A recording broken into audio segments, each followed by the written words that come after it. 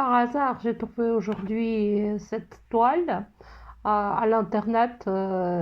C'est une toile qui se trouve à un musée à Moscou et il est appelé Les touristes étrangers à Leningrad. Date de 1937. C'est pas, comment dire, ce n'est pas un secret. 1937, dans les têtes des Russes, c'est une des années des grandes purges. Et ici, sur la toile, comment dire, nous voyons un contraste entre ce que nous savons sur l'année 1937 et ce que nous voyons sur la toile. Un groupe de pionniers sous le drapeau où est indiqué que c'est Kirov. C'est le groupe qui porte le nom de Kirov. Je vous rappelle que Kirov, c'est le chef de Leningrad jusqu'à 1934 quand il a été assassiné. Et en face de ce groupe, nous voyons des étrangers dans les deux décapotables. On dit dans les commentaires que c'est peut-être Lincoln à cette place. Ces voitures-là ont été achetées spécialement pour des touristes étrangers pour les montrer Leningrad quand ils arrivent. Au lieu des bus touristiques actuels, à l'époque c'était comme ça. Et nous voyons deux groupes de touristes. Le premier est plus éloquent, plus visible. Une femme, des hommes. Certainement, ils sont dessinés comme des hommes riches, un peu satiriques dans la tête des Russes à l'époque. De maintenant, on peut bien comprendre. Et entre ces deux groupes, comment dire, il y a une frontière bien nette parce que les pionniers sont habillés en blanc avec le drapeau et leur prof avec un vélo. Avec un vélo, le vélo, on peut bien voir la forme. Comment dire, pas moderne, mais maintenant c'est comme ça. Et en plus, le prof, c'est une femme qui tient sa main, son bras, comme une sorte de défense d'elle-même et des pionniers contre ces étrangers.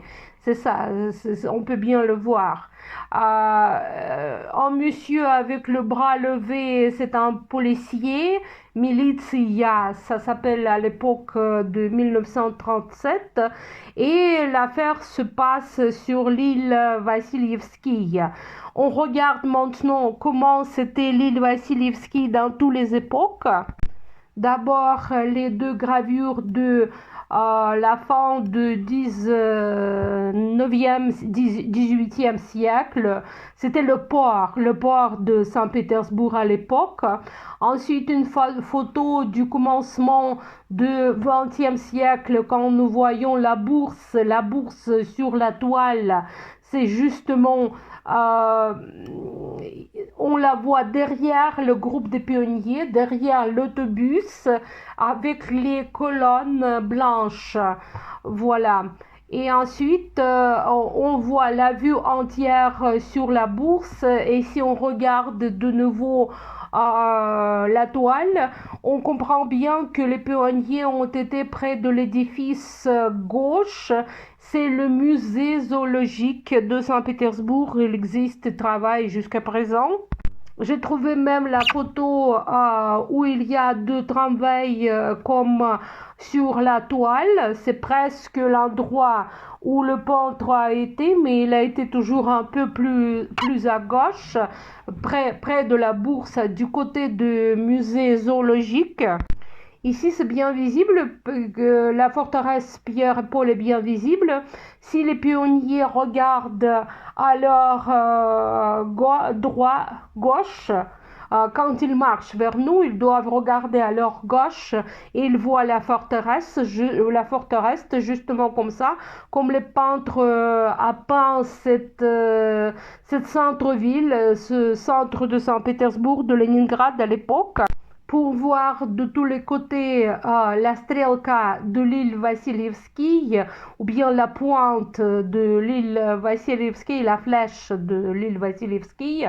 Je vous montre aussi la photo des années 50 qui nous montre l'île Vassilievski, la pointe, la flèche, je vous demande pardon, la flèche de l'île Vassilievski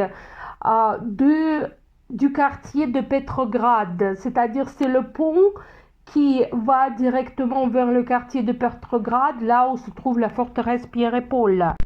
De nouveau presque la même vue, mais si on regarde plus attentivement la photo précédente, on verra qu'il y a là-bas deux ponts.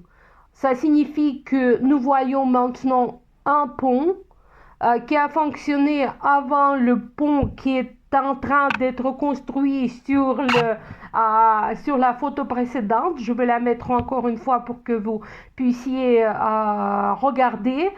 Et c'est-à-dire c'est la photo la plus vieille entre les deux. Et peut-être les bateaux que nous voyons sur la Neva, la petite Neva. Ce sont des bateaux qui ont amené le bois pour des poêles à Leningrad à l'époque. C'est-à-dire ce sont peut-être des années 30 ou bien le commencement des années 50. De nouveau, nos pionniers bien-aimés, on voit les tramways, les trams. Ici, on ne voit qu'un seul, mais ensuite, on voit bien un autre qui repart les routes pour les tramways. Une jeune fille avec devant ce tramway destiné spécialement à réparer les routes. Et je ne peux pas ne pas parler sur les colonnes rostrales. Les deux, ce sont des torches pour les bateaux puisque c'est un ancien port. D'une part et d'autre part, maintenant, on allume les torches en haut des colonnes quand on a des fêtes. Par exemple, quand notre équipe de football gagne le championnat de la Russie. Ou bien quand on a le 9 mai, par exemple, c'est le jour de la victoire sur l'Allemagne des nazis, quelque chose comme ça. C'est-à-dire un événement très, très solennel. Pour le reste, c'est le bus, ce sont déjà des années 40, non, 80, je vous demande pardon, 80, et on voit le bus, d'après son numéro d'immatriculation, c'est le bus finnois qui a amené des touristes de Finlande à Saint-Pétersbourg. Je vous montre la différence entre les années 30, comment étaient des touristes à l'époque, et encore une toile de ce peintre Ivan Vladimirov qui a peint cette toile en 1917, c'est-à-dire l'épanouissement de la révolution russe, de ce coup d'État, et on voit au fond le monument Alexandre III dont je vais parler prochainement.